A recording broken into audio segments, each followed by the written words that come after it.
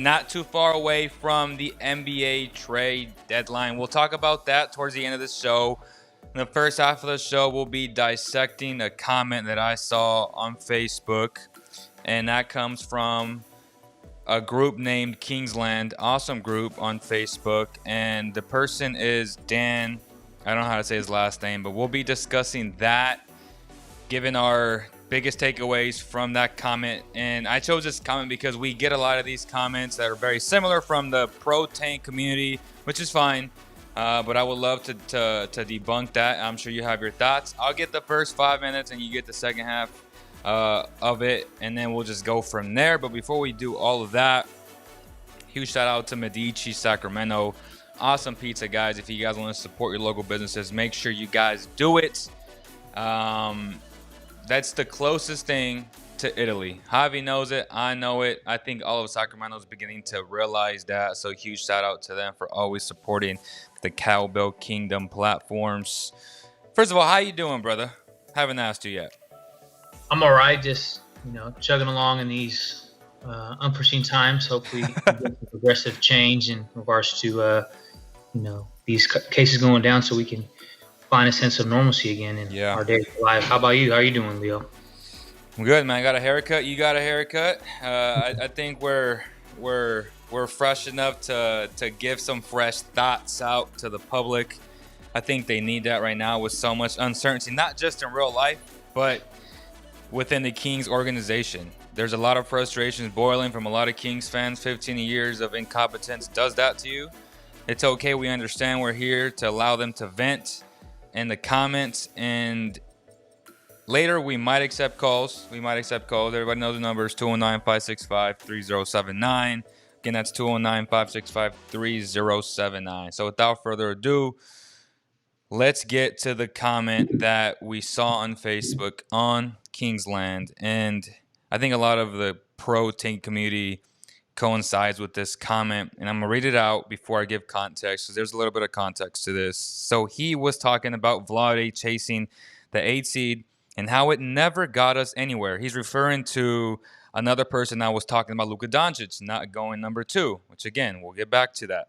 That's what he's referring to. He says it's relevant now because a lot of the fans still want to go in to chase the 8 seed with a lousy team rather than take the time to build a championship contender. I think a lot of the pro tank fans want to see this team turn into a legit title contender, even if it takes a long time. And a lot of the anti-tank fans just care about making the 8 seed immediately without much thought to what happens after that and where we go from there. That's very interesting. We'll get into that. Second part of that comment says, I know I'm rambling now, but the Timberwolves made a short-sighted push to break their playoff drought, and a few years later, they haven't been back again, and they are still a bottom feeder today. I guarantee you right now, their fans already forgot about that playoff appearance, and it means nothing to them now. So there's a lot to unpack, right? He said a lot of things, which I told him in the comments. I said I would love to just write a whole letter about this, but it would take too much of my time. I'd rather talk about it on a podcast. So if he's listening, if not now, then later. And I say this with all due respect. We're all Kings fans. We all love this team. We want this team to succeed. We want this team to win a championship. That's the ultimate goal. I think that's where all of us can agree, being anti-tank or being pro-tank. On that thing, I'm pretty sure we can agree on that. The first thing that I want to talk about is the fact that he says a lousy 8 seed. Well, this team right now, obviously, today will be the first game of the second half of the season. There's this notion that making the playoffs, making the 8 seed, or this team having the ability to make the 8 seed the last 15 years is the end-all, be-all. And I feel like it's taken way out of context because that is not true. The closest thing the Kings have been to an 8 seed in reality was Dave Yeager's last year. And even then, that second half of the season, when they got Harrison Barnes, it took too much time to acclimate him into the system. and it just threw them off. So by chasing the 8 seed and signing vets to bad contracts, there's a lot of misinformation there because with those vets, the Kings have still been in positions to draft the right players. They've still been in positions to draft high picks in the top 10. So whether or not you made the right picks, you can't just blame it on, oh, they just signed veterans and they're just aiming for the 8 seed. Well, yeah, I think when you run a business, a multi-billion-dollar business like the NBA, your plan and goal should be to make the playoffs. And that's where I think a lot of the misrepresentation of anti-tank comes in, because in theory, building a championship contender, which is what he says, is fine and dandy, but it sounds good on NBA 2K. In real life, it doesn't work that way because you have so many different variables, like the business aspect of this entire thing, which again, it's right now the Kings have lost over $300 million just in this pandemic, right? Easily. Like at the bare minimum, you got to take the business aspect of things and just winning in general, and then the lack of patience from a lot of fans, right? There's a lot of frustrations going on within Kings fans. So it's nice to think about, you know what, let's just build it the right way and lose until you hit the jackpot per se, because that's essentially what they want to do. Which in reality, while you're doing those things, you're building bad habits. You have a losing culture. You're not making much money because then fans will lose interest. And then there's a whole different can of worms that you have to try and bring back in. And it's not as simple as saying, well, let's just lose, and everybody be patient while we do this thing. We've heard that before. And throughout the league, that doesn't necessarily always work. So it's a huge gamble. And that's one of my biggest problems with this entire notion of pro tanking and doing it the right way, right?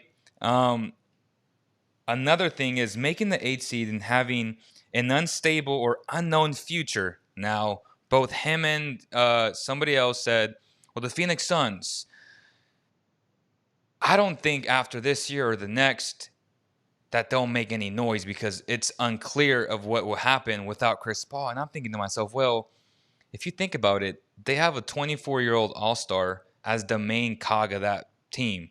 He's learning how to win now because they took the risk of getting the guy like Chris Paul. So when they say, essentially, he's trying to compare the Suns to the Timberwolves, right? Where they traded away Zach LaVine and Lauri Markkanen to Chicago for Jimmy Butler.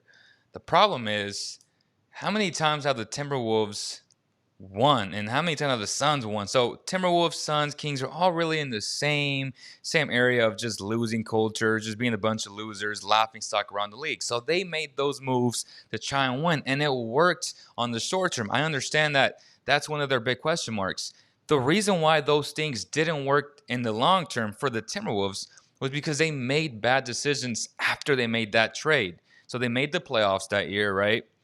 And before that, they were drafting very high. And I'll go over the list later after I hear what Javi has to say. So we'll go from 2014 to 2020 for the T-Wolves and see who they drafted and whatnot. But the point is that the reason why that didn't work wasn't because they made the move for Jimmy Butler. It was because they ended up choosing, in essence, Andrew Wiggins over Jimmy Butler, giving them that huge extension that Jimmy thought would hamper the team, which it did because he didn't believe that he had the right habits, the right defensive qualities to earn that type of deal in today's NBA. That was the best. That was the biggest reason why things didn't work out. Not because they gave away young assets for Jimmy. It was because they made the wrong decisions.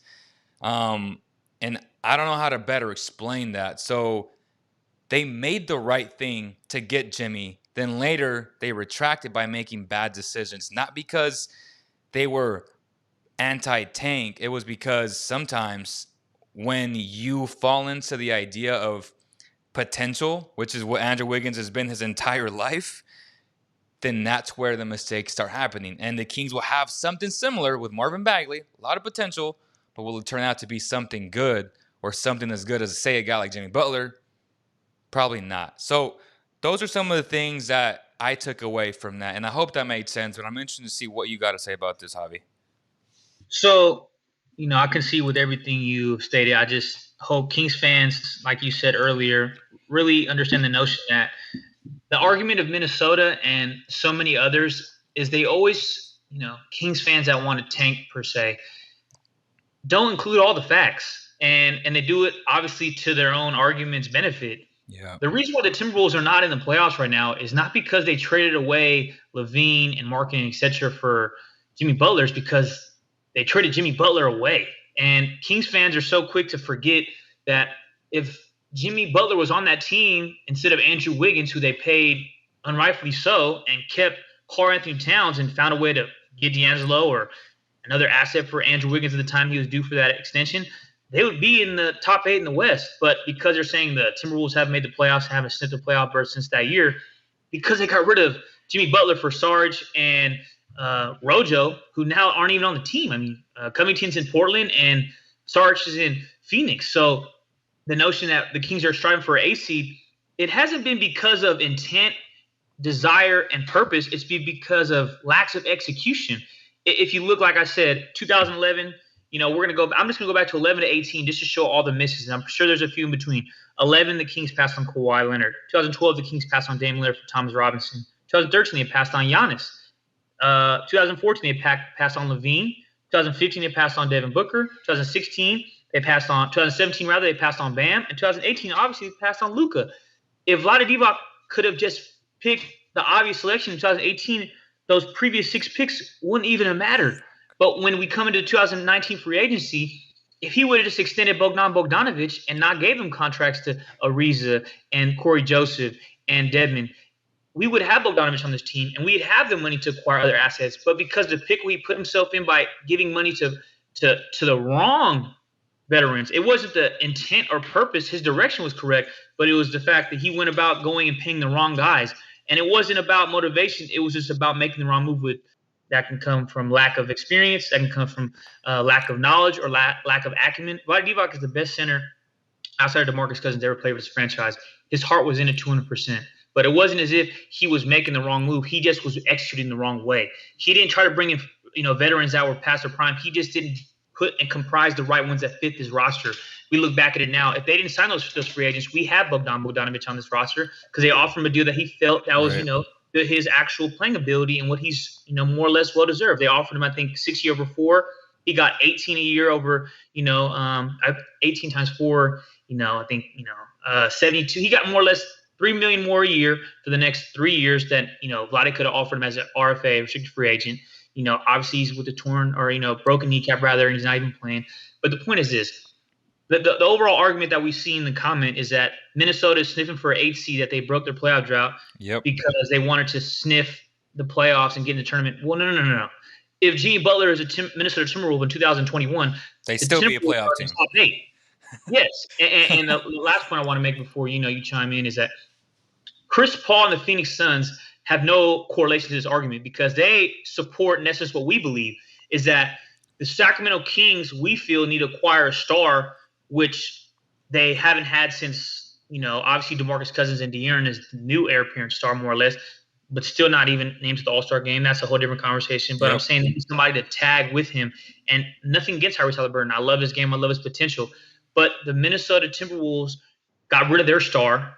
And in essence, the Phoenix Suns comparison is the Phoenix Suns acquired one, and they put him into rotation to say, we're going to bet on Booker, Bridges, Ayton, and the rest of our surrounding cast to play with Chris Paul and Saric, and we're going to say that team with Chris Paul as leader is going to get us propelled into the playoffs. And how good has Phoenix played this year? And it's not even a question. They're in the top 4 in the West. I mean, it's not even a question. If you go get a player of a caliber of Bradley Beal or somebody that ilk, the Kings are not a top 4 team in the West, but they're for dang sure a top 8 team. And if anybody wants to debate that, let's go read their roster. And then people would say, oh, Javier, like I've talked about this before on the platform. Why would you feel that without a bench? That's why I proposed the Lonzo Ball-Redick deal, because that gives you bench depth that you need. Obviously, it's not a one move you got to make, but you got to get the overall underlying piece that's missing. De'Aaron Fox is tired, man. And I know they paid him 196 over 5, but in the day, they got him, and they're going to have to find somebody else. And Halliburton might be that, but in 3 years, De'Aaron Fox is going to be 27 years old. And granted, he's still young, but is he going to be happy missing the playoffs for 7 straight Yeah. years? That's a question that Kings fans are going to look at themselves in the mirror and say, yeah, I think he would be okay. And I don't see that in De'Aaron. He's not Karl-Anthony Towns to me. Right. So let's look at the T-Wolves from 2014. At number 13, they went Zach LaVine. In that same draft, Glenn Robinson, who we all know is very soft and he isn't very good, so that was second round. Let's go to 2015. The number 1 pick, Karl-Anthony Towns. So right there, top 13 pick, and then Anthony Towns at number 1. In that same draft, they drafted Cedi Osman. He got traded to Cleveland. Bad decision. As we know, Cedi's a very solid player. Again, bad decisions. Not that they drafted the wrong guy. It was just a bad decision. 2016, this is where it gets interesting. Chris Dunn at number 5. The 2016 class, we know notoriously who was in that draft, right? Buddy Hield was in that draft. We'll get back to this. 2017, at number 7, Lauri Markkanen traded to the Chicago Bulls. So I think that was a draft day trade for Jimmy Butler. And the main components were Lauri Markkanen, Chris Dunn, and then Zach LaVine. All went to Chicago. The next year, after they made the playoffs, they went from drafting in the lottery to number 20, and they drafted Josh Okogie. Good player. Would have been a nice player if they would have continued to have Jimmy Butler, right? For the long haul. That's a guy, a dog that you like to have because he's defensive oriented. And then after they got rid of him, after they got rid of Jimmy, they went back to drafting in the top 13. They ended up getting in 2019 the number 6 pick, Jarrett Culver. Jury's still out. Many say he's a bust already. Okay. So they had a top 6 pick though. And this is for all the tanking people out there who swear by drafting in the top 10. Number 2020, Anthony Edwards, number 1. I'm not saying he's going to be a bust. I love Anthony Edwards. But again, the jury is still out. He's not as sharp as Melo. He's not as sharp as Tyrese, who went number 12.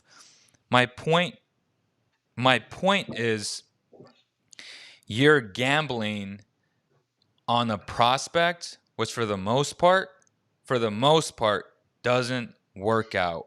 They're going to look like Anthony Edwards. They're going to look like Marvin Bagley for at least 3 years, unless you hit that guy, right? Like, and that guy, and the funny thing is, that guy doesn't have to be drafted in the top 10. Like, so many think it's so easy. Oh, you got top 10 pick. No. It's been proven and proven again that you can draft that guy from 10 to 30, from 10 to 60, if you have the right, competent scouting department and GM in place. Which then kind of leads into the argument of the pro tankers. And, well, now we have our guy. Well, let me stop you there on now we have our guy. And I'm not saying he's not the guy. What I'm saying is it the fan inside of you that wants to be optimistic and believe that he's the guy because he drafted Halliburton? Or is it the fact that I'm not going to – it's hard for me to just be racially insensitive right now, but is it because there isn't a language barrier? And I'm being honest. Is it because there isn't a language barrier between him and Vlade? Because Vlade is a Hall of Fame player who played at the NBA level, who was a great player. So what makes me think that he's the better guy than Vlade? We had an analytics guy in Pete D'Alessandro.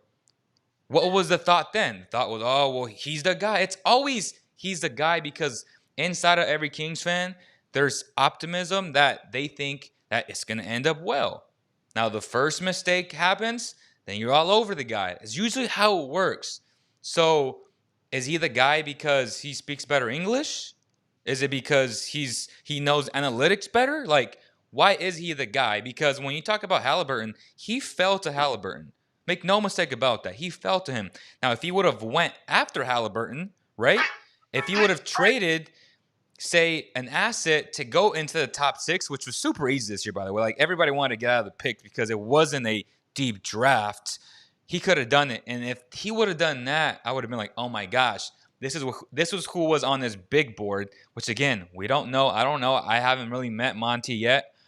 But I know one thing, that Vlade Divac, he would have never drafted Fox if he would have had number 1 or 2, because he would have went Markelle Fultz and then Josh Jackson at 2.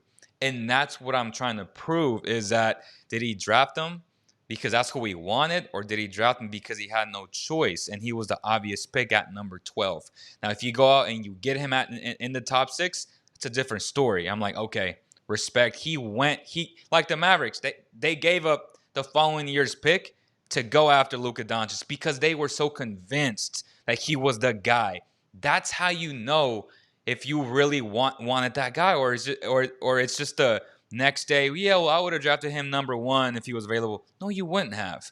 So that's my biggest thing and my biggest gripe about being so bullish towards Monty right now. Not that I'm saying that he's not. I'm hoping he's going to be successful because, as Javier said, and as I've said too, and everybody else, he tried to get Dante DiVincenzo, which is fine. But that's completely different than actually going after and trading for a guy like Halliburton in the top 6, in the top 7, in the top 8. That would have been different, and that would have solidified the idea of being bullish and so confident in Monty. Is that fair?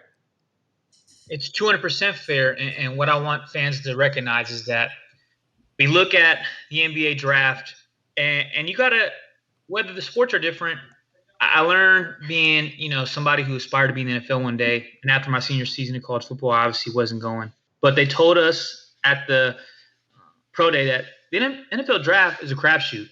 And the NBA draft should be considered nothing less, that it's all a crapshoot. And fans out there would rather have the luxury of watching somebody with a bunch of lights and a suit and tie on in front of their face in July saying, I want him and I got him in the top 6, instead of having wins from October to April because it feels better that it's on TV rather than watching your team get swept in the first round, building a culture. Now, we look at this, why would the Kings want to fight for the 8th seed? Because no matter what you say, playoff experience is invaluable, winning is invaluable, but most importantly, mindset's invaluable. And the Kings don't have the mindset of making the playoffs. Now, granted, I'm going to give McNair the benefit of the doubt for just the slightest and only one aspect in regards to the DiVincenzo deal he tried to strike. Yep. But let's not get it confused. The Kings' good players on his team, from Fox to Barnes to Hield to Rashawn Holmes, are all players that Vlade assembled. Now, like, granted, he missed on probably the other 6 that were part of the roster, but the four tenths of this roster, more or less, even though we only use like 6 guys in a rotation, maybe 8 if you consider Jeffries and Bielitsa. Those are include Bielitsa. That's a Vlade Divac selection in regards to him coming here and signing in free agency. Those are all Divac players. None of these players are acquired through McNair. So to have McNair as, he's the guy. Now that's having hope.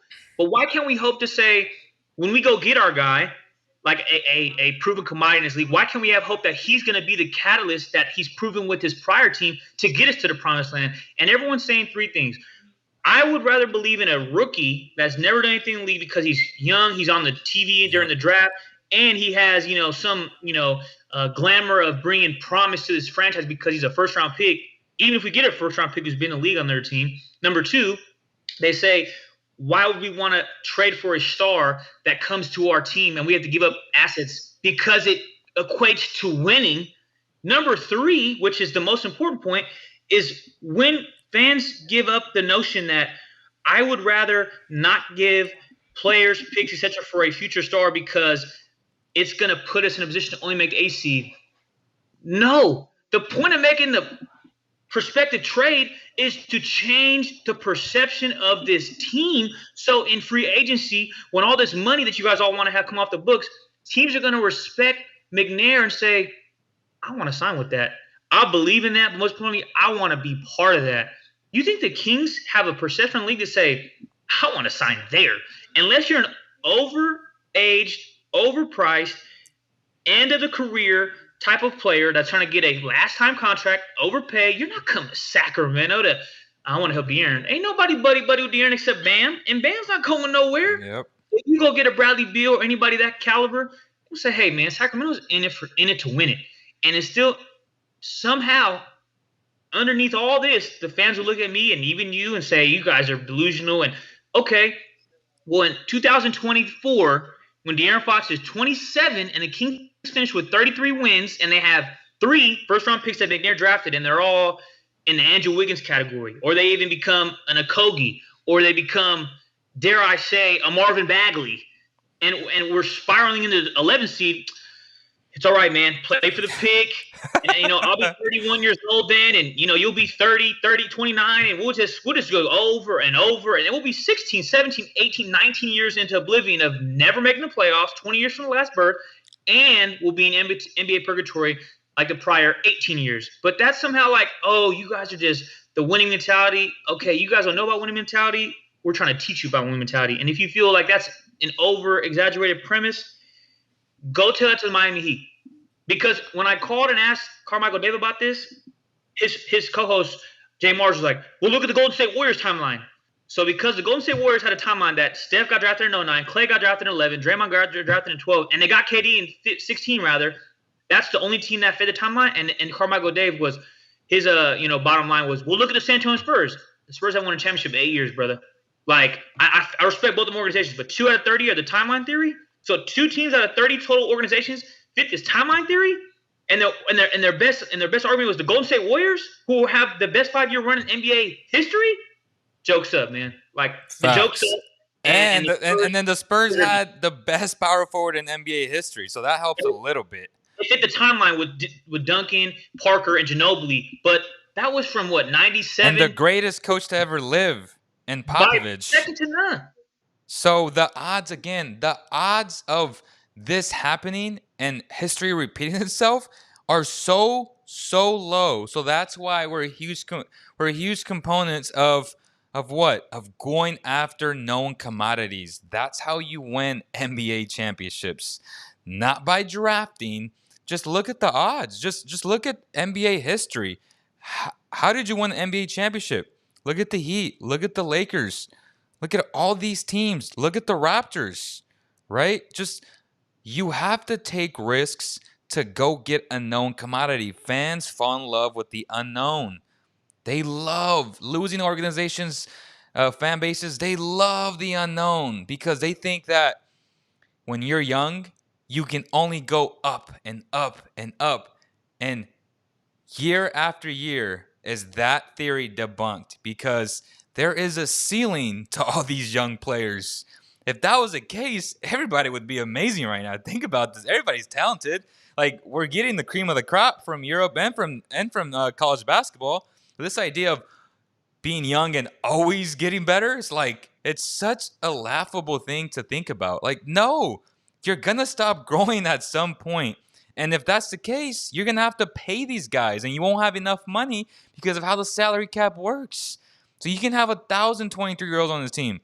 23-year-olds do not win playoff games, and especially NBA championships, man. So I'm just tired of this notion of selling everybody, literally everybody, to get a bunch of young cats who don't know how to win. And if you talk to NBA coaches, which I do, if you talk to just other people in the league, they laugh at this notion of building a proper culture, a winning culture with a bunch of young guys. It's not plausible. It's not possible. I'm sorry to just keep it real with you guys. Like, it's not sustainable. Yes, do I love Neesmith? Of course I do. That was the guy who I wanted at number 12 before knowing that Halliburton would be available. Do I like Romeo? Sure, I like Romeo. I think he's talented. I think Neesmith's talented. I think Grant Williams is talented. That doesn't mean nothing because they're not 50% of the player that HB is. And we'll get into the whole trade thing right now. But that's my point. You're betting your future on a bunch of unknowns. And that, to me, is a no-no. That, to me, is the reason why we're in this in the first place.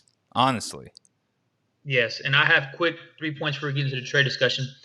Just because you can say something that sounds funny and be more witty and more timely with your response, or make it sound comical, or even write emojis or say things that look just hilarious and hysterical, doesn't mean you're right. And the point that I made, the last point I made on the Carmichael Dave show was, they're saying, well, Javier, your argument is that the top teams in this NBA are the Brooklyn Nets, the Los Angeles Lakers, the Los Angeles Clippers, the Bucks, the Sixers. I said, yeah, and the Bucks, the Lakers, and the Clippers all acquired their stars through acquisition of trade, free agency. Well, we're not. I said, obviously we're not, guy. But at the end of the day, we can get somebody, a second-tier star, to put us in the conversation to win and make the playoffs. I'm not saying we're going to ever compete with those teams now, or even 5 years from now, or 2 years from now, but we're not even taken serious by those teams because we don't have anybody their caliber of their roster. And he said, well, that's just too far-fetched to believe. I said, no, it's not, because in the day, if we ever want to compete with those teams, we got to have a player like they currently have brought in. And they brought them in not through the draft. Those teams are winning right now because of what? Because they traded for the Kevin Durant's, signed the Kevin Durant's, signed the Kyrie Irvings, signed LeBron James, signed Paul George, traded for Paul George rather, signed Kawhi Leonard. Those teams didn't go out there and draft these players. Those players were acquired through transaction, not through the draft. And the capital of these draft picks, people would just put their all end all be all and all their hopes and dreams into unproven 19-year-olds who can't even have a drink at any sort of bar, can't do certain things as an adult because they're still kids, no matter if they're considered adults or not. And the last point I want to make, everyone's saying, Javier, you want to make the playoffs and da-da-da-da. Are these players that will get us into the NBA Finals? When you have a baby in life, does the baby go from crawling to running down the hill, running in a mile, getting ready for triathlon to go present themselves to an Olympic tryout? No. They crawl to walk to run. We have to crawl, which we're currently doing. Then we have to walk, which gets into the tournament, gets us in the top 10, top 8. And then we can think about going to the NBA Finals. Everyone's so worried about, is our player going to get us to the NBA Finals? Can I make the top 8? Can I watch him play past April 15th?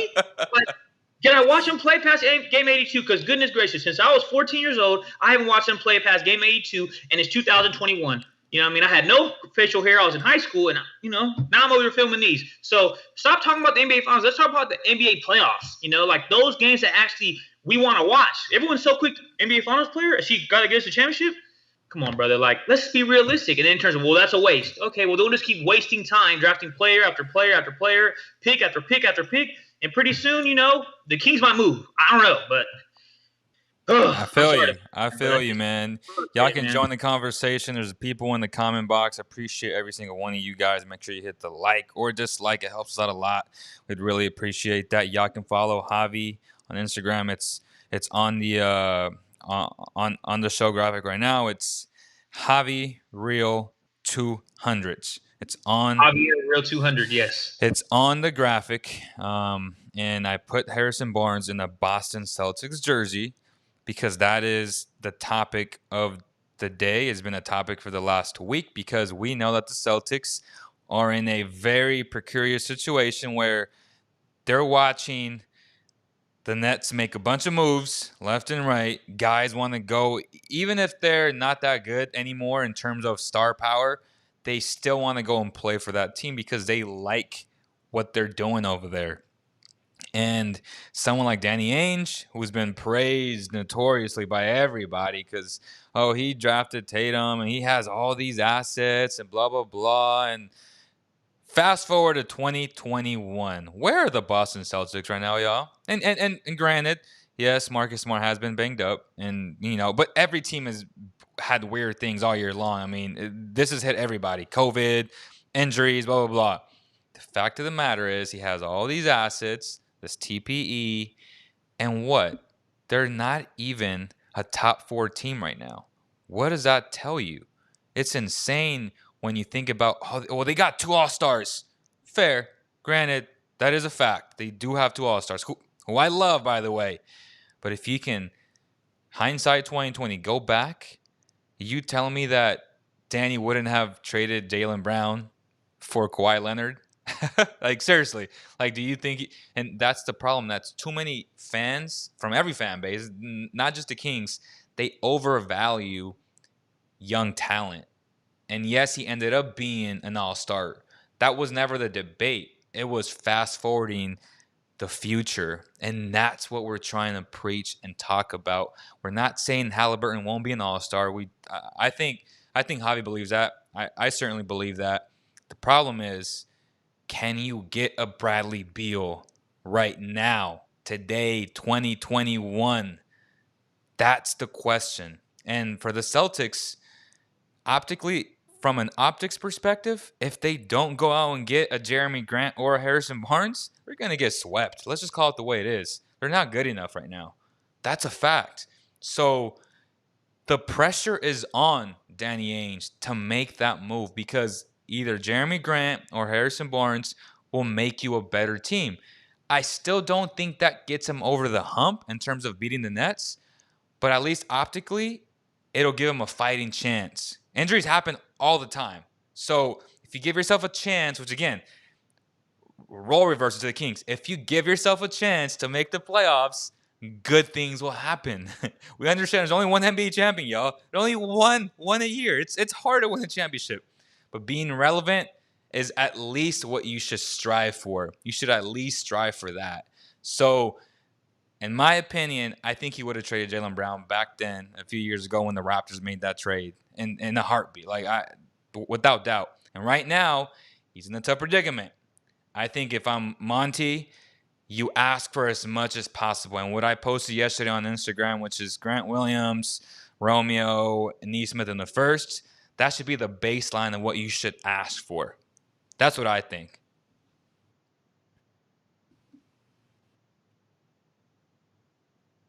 I can't hear you, Javi. Can you hear me now? Yep. I'm sorry, brother. I was on mute because I didn't want to just have any background noise. So I second the notion, but I want Kings fans to understand this. The timeline in regards to the contractual sequence, in regards to how it pans out with Fox and Halliburton and how the age discrepancy, people are so quick to say, oh, Harrison Barnes is 28 and Buddy Hield's 28. But I don't want to trade Richaun Holmes. Richaun Holmes is 27. So this is for the tankers out there. If I'm the Kings and you guys want to go full rebuild, reboot, take the 23-year-old Fox with Halliburton and Bagley and get rid of the other three, I'm offering this.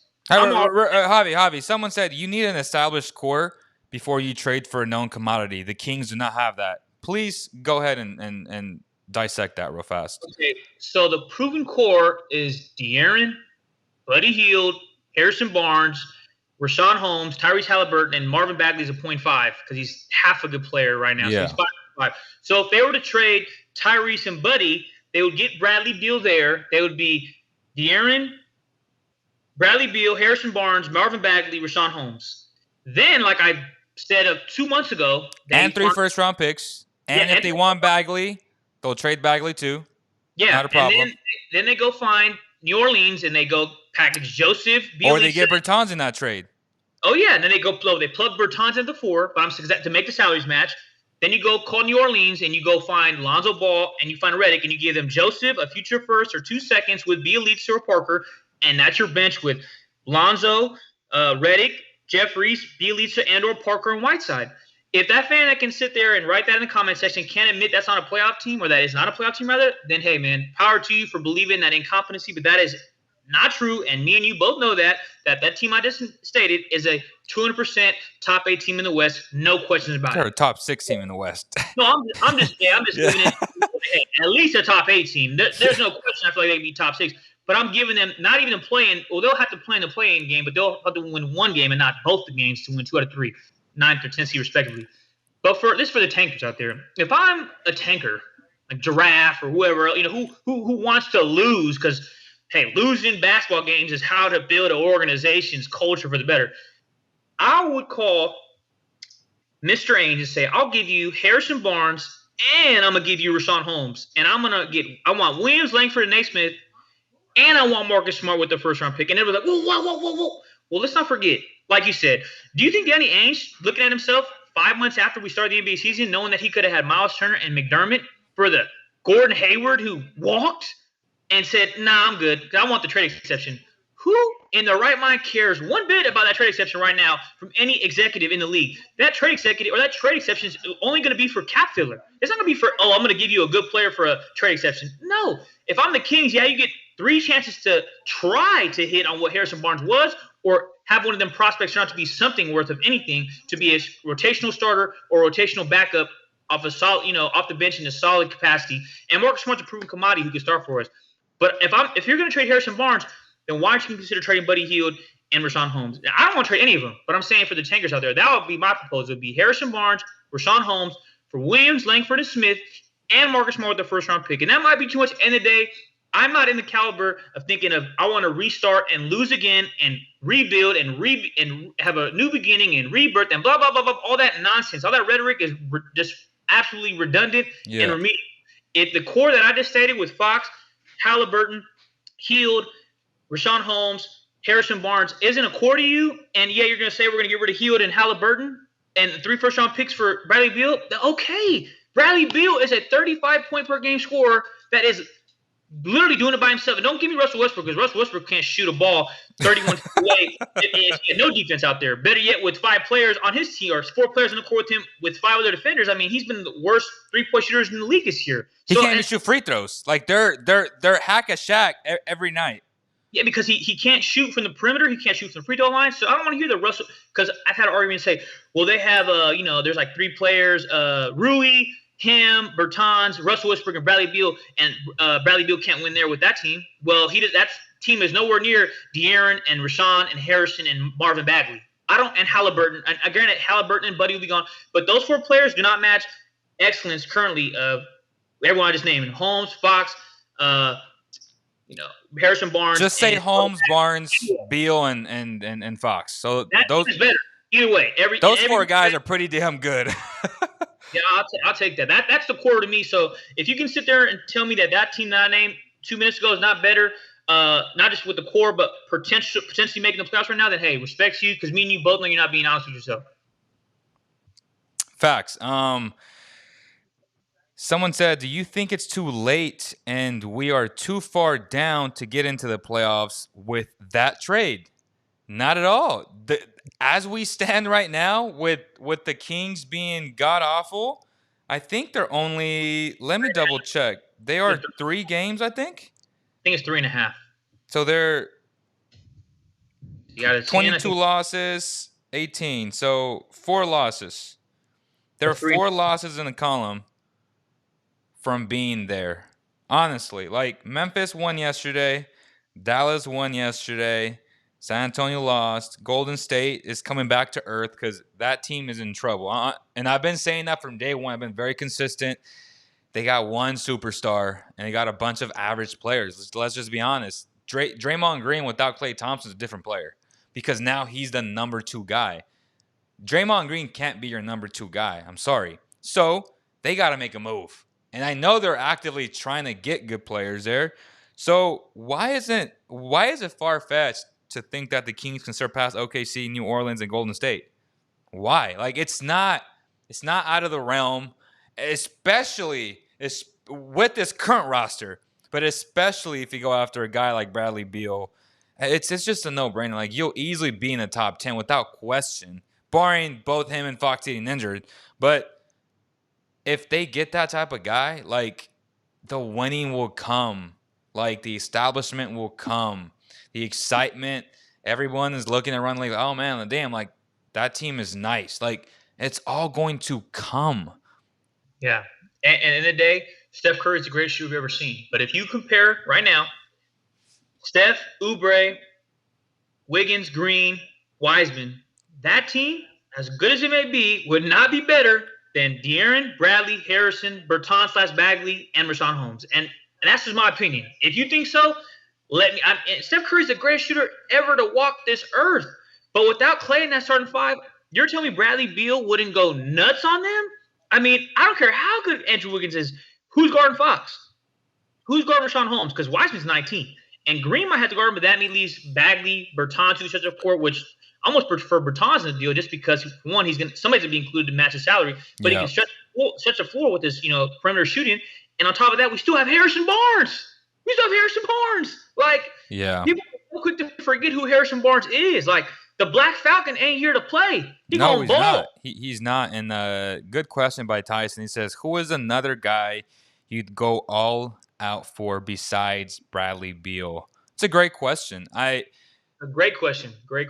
I haven't really thought about it because the only guy that's a star like that, like a superstar, is I would think he's the only one out there right now in terms of that's.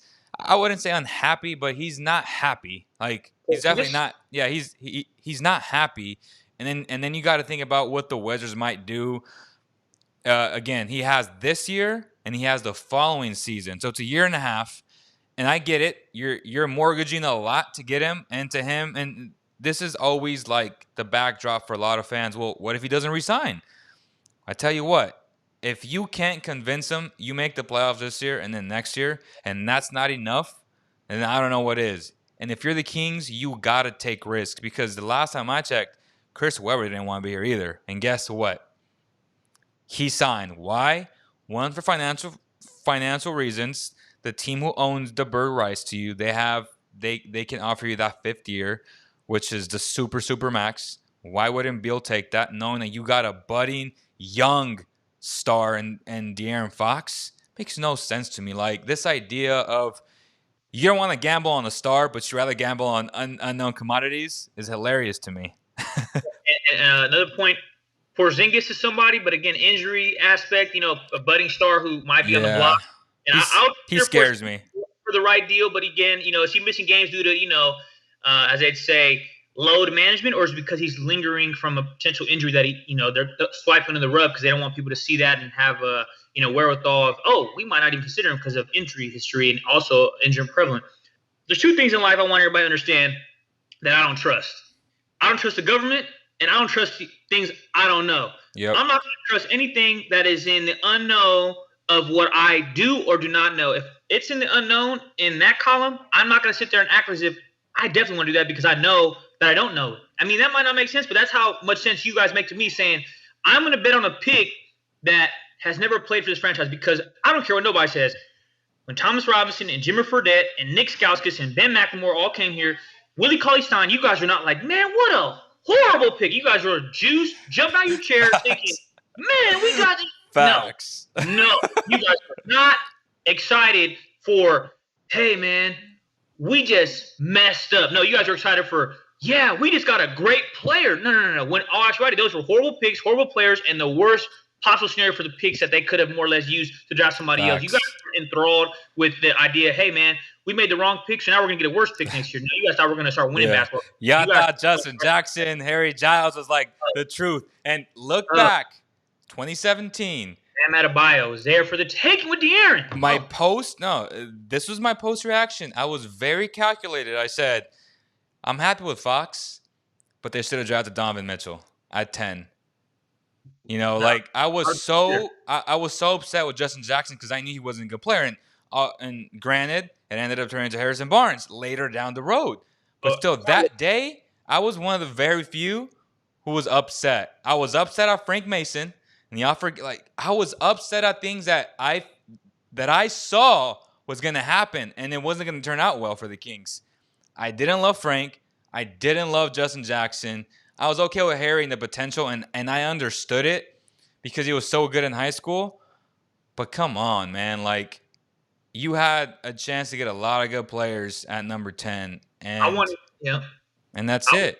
Yeah, I wanted De'Aaron and Bam. I would have been happy with Donovan, with Fox, and Donovan as my 2, future all-star guards going forward for the next 10 years plus. But I wanted De'Aaron and Bam. I remember I was in my mom's house, and I jumped out my chair when they drafted De'Aaron because I was like, man, Vladdy just got, a gift from the creator because no way in heck was he finna look at De'Aaron Fox as being there at 5. Yep. But I'm like, all right, we're at 10, Bam Adebayo. I get his counterpart. That's his guy. He's a boy. And they take Colin. And then we found a way to trade him. I'm like, oh, my goodness. But either way, we did get 2 things you guys understand. For one, how many of them players are still on this roster? Stop looking at yourself in the mirror, looking at yourself about draft picks. None of them players are even on this team anymore. And they're all 3 years removed from their first day being in this league. From Justin Jackson, Harry Giles, Frank Mason, no longer on this roster. They didn't even get to second contract. So let's not even act as if those are, oh, man, we're going to get this pick. So how do you know in 2024 when this draft class comes about in 3 or 4 or 5 months that there'll be the same situation all over again? Because like I said, there's 2 things live I don't trust, the government and the unknown. And that is 200% the unknown in every which way. And the last point I want to make, Prevalent, is Vladdy knew he made a mistake.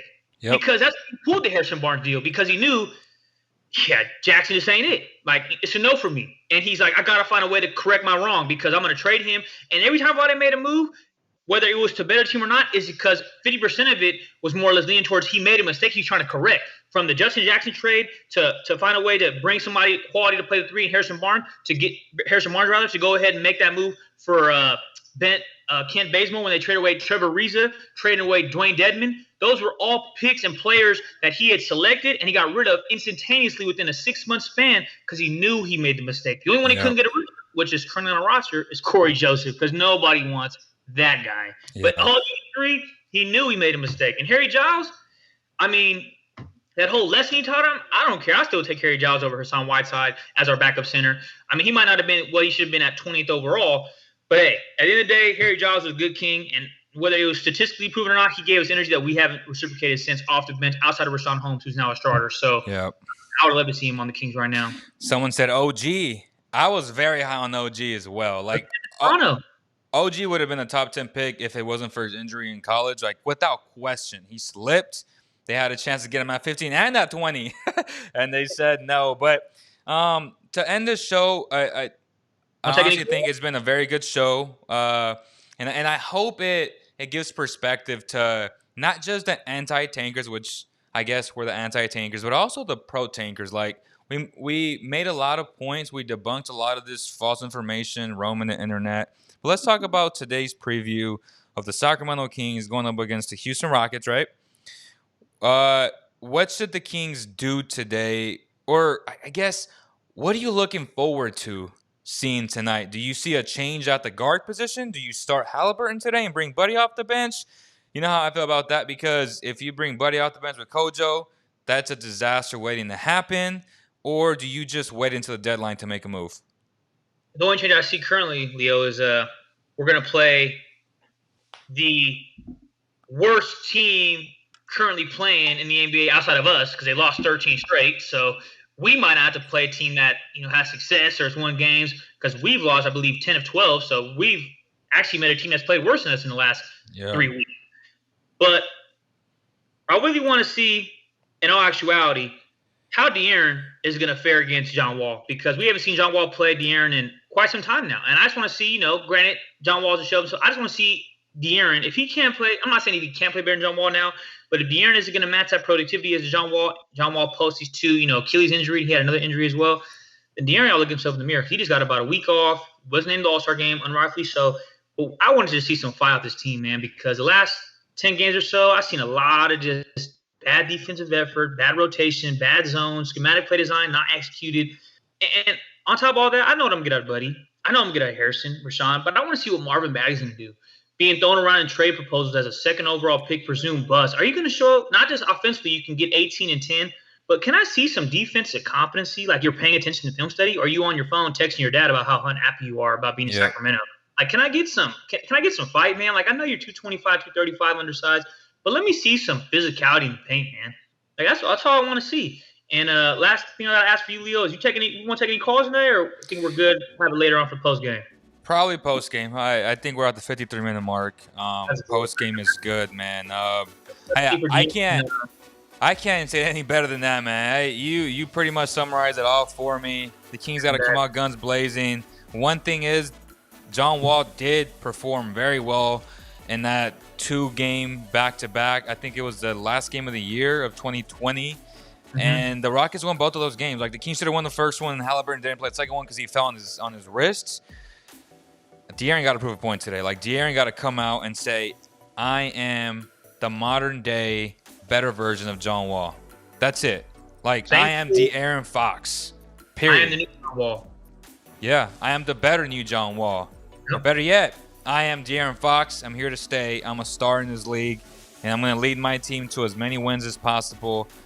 Tankin, and that's what I will love to watch tonight, man. I appreciate every single person who joined the live stream and everybody who will be listening to this on Spotify, iTunes.